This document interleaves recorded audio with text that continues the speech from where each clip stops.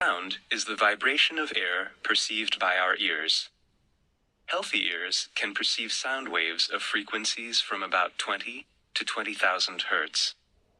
This range will become narrower due to aging or noise exposure. Sound waves create signals in the inner ear, which are transmitted to the auditory cortex by the cochlear nerve and auditory pathway. The sense of sound is produced in the auditory cortex. Sound waves are directed into the external auditory canal by the auricle. Sound waves cause the eardrum, which closes the auditory canal, to vibrate. The vibration of the eardrum is transmitted to the cochlea by the ossicles, the hammer, the anvil, and the stirrup.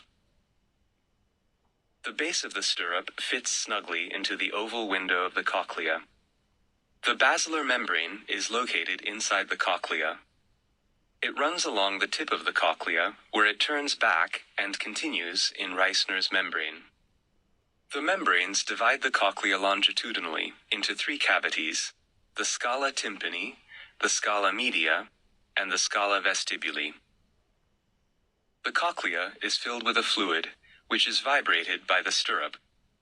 Higher frequency sounds cause vibrations of higher frequency in the liquid, which are absorbed in the initial section of the membrane. Lower frequency vibrations generated by deep sounds enter the cochlea and become absorbed closer to the tip.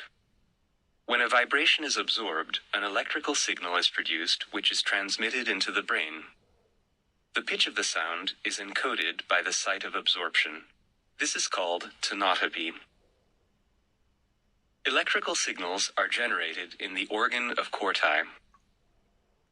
Vibrations spreading inside the cochlea push the tectorial membrane against the hair cells found on the basilar membrane and bend them, generating a signal in the cells.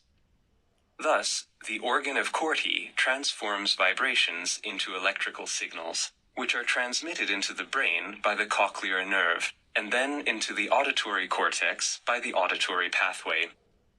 Finally, the sense of sound is produced in the cerebral cortex.